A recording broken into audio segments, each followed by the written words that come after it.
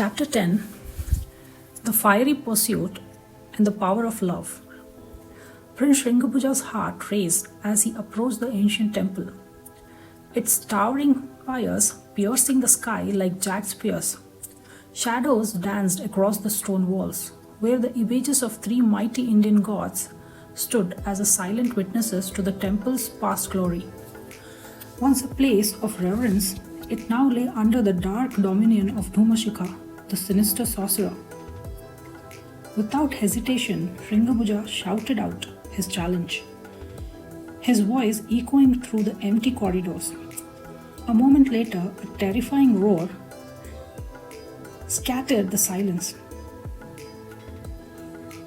The gates burst open, and out thundered Dhuma-Sikha on a monstrous horse, its nostrils spewing flames that scorched the very air.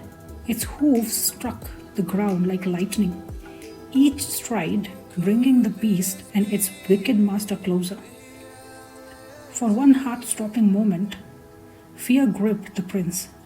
The heat of the pursuing flames licked at his back, and it seemed as though his end was near.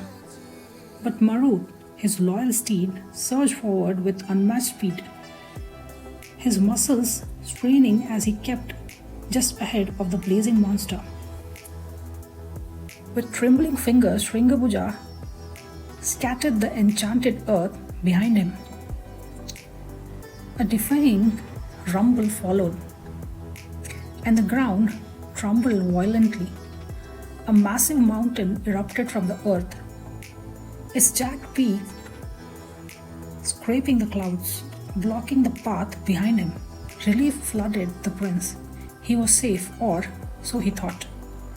As he dared to look back, his blood ran cold. Dhuma-Sikha's fiery horse was scaling the mountain, its flames scorching the rock as it climbed with terrifying ease.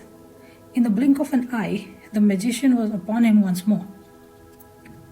Desperation surged within Sringa-Bhuja as he hurled the bowl of water over his shoulder.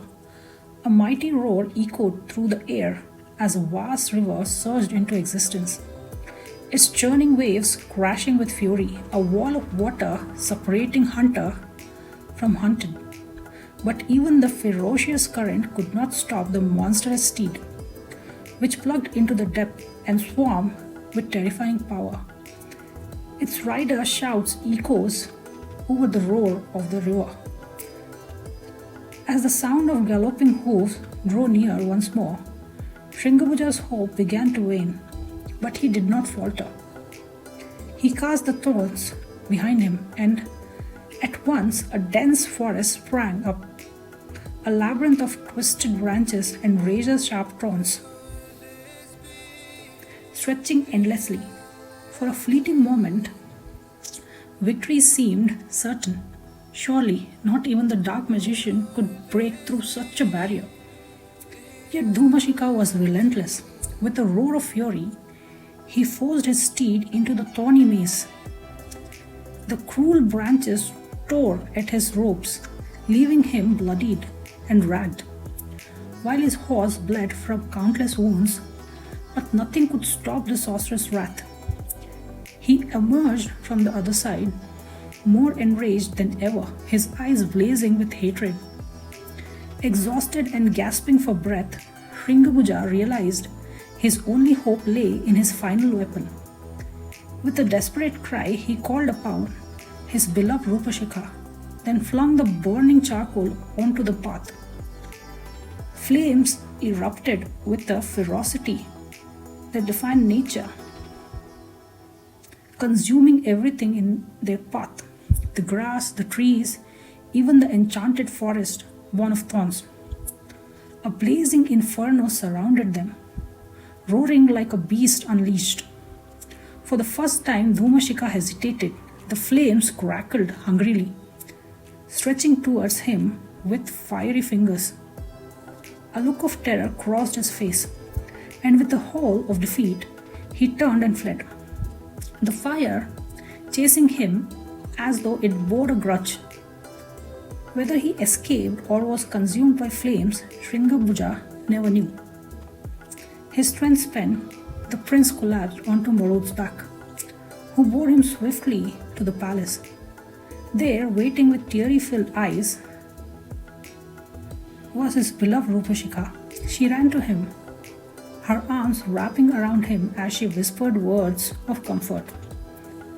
"My father has given his word," she murmured. "If you survived my uncle's wrath, he would not oppose our marriage. He never dreamed you would return alive." Her eyes darkened.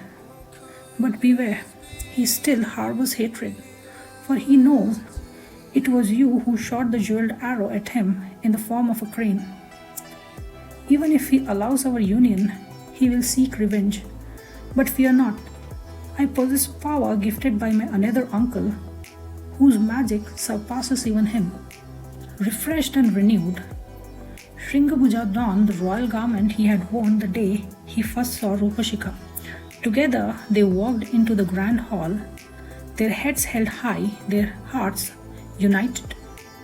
Agni-Sikha's face twisted in fury at the sight of them. He had thought the prince dead, lost to his brother's unholy magic. But here he stood, triumphant and alive. His rage was volcanic. He stormed and roared, his words like venom. But the lovers stood unmoved, their hands clasped tightly together. At last Agni-Sikha demanded, "Describe the temple of Dhuma-Sikha. Tell me of the fan who guards it." With unwavering confidence, Sringa-Bhuja recounted every detail: the ancient idols, the monstrous horse, the sorcerer's fiery wrath.